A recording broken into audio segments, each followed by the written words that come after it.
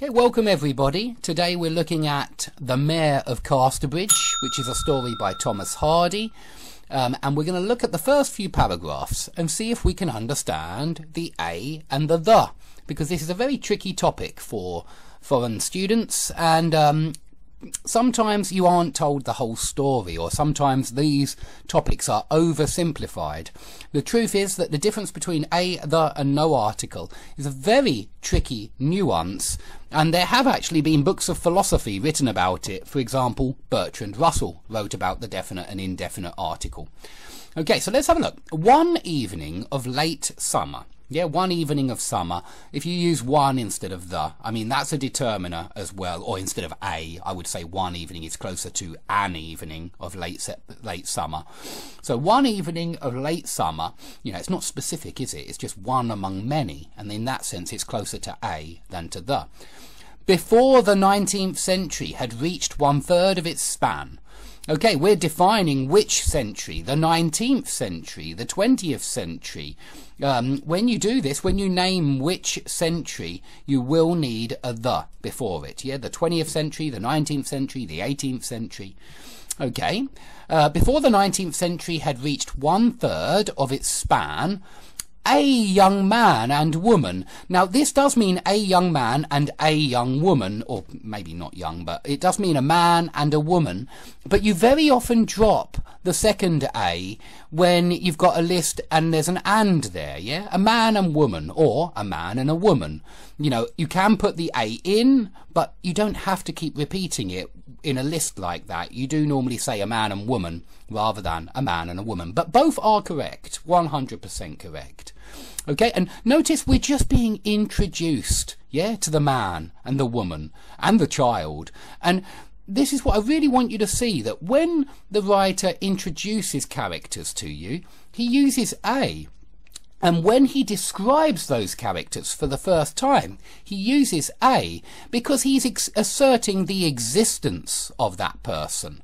Just like when we say there is a God, we know full well that there is only one God. You know, we mean anyway that there's only one God, but we still say a God, strangely enough. And it's because existential clauses are a thing in English. Yeah, they are a thing, and they are even a thing in other languages.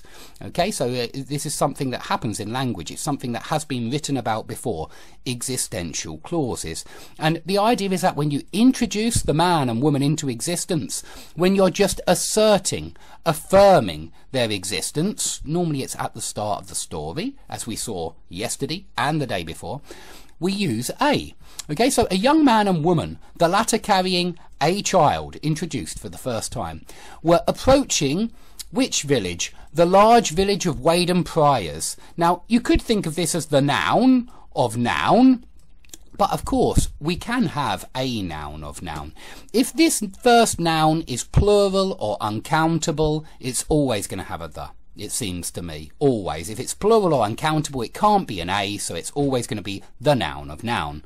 But if it's singular and countable, like village, you might have a noun of noun, and we'll see that in a second.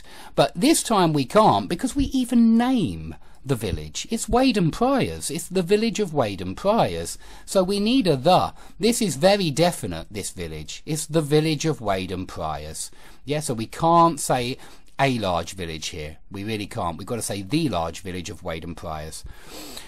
In Upper Wessex, on foot. Now remember what I told you about by car, by train, by plane. On foot is exactly the same. Yeah, you don't notice that foot is usually countable. Yeah, a foot is certainly correct, and you know the plural is feet, obviously.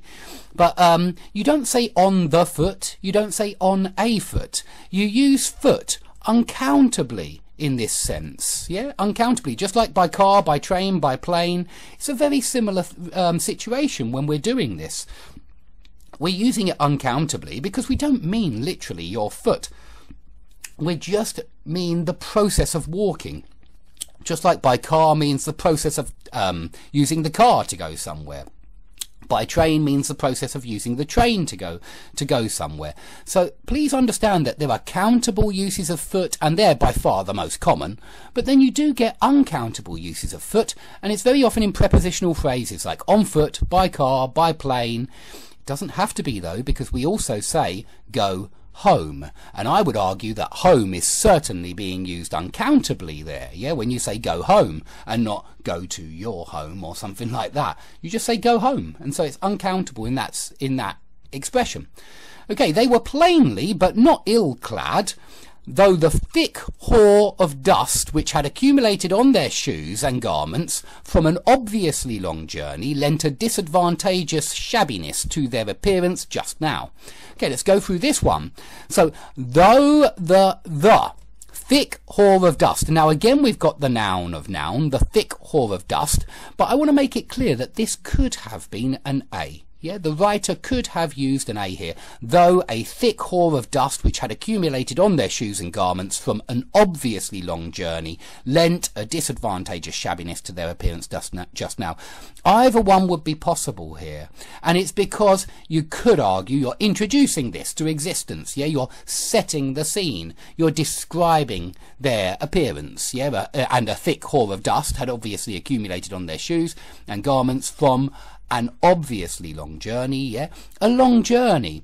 Now if we say from the obviously long journey, and the writer could have used a the there, then it sounds to me like I already know about their long journey, but I don't. He's just introduced these two characters, a young man, a woman, a child, and so "and" does work better. From an obviously long journey, well, I don't want to say it works better, but they both work, but "and" gives it the idea that this is the first time you've heard about this journey, and of course it is.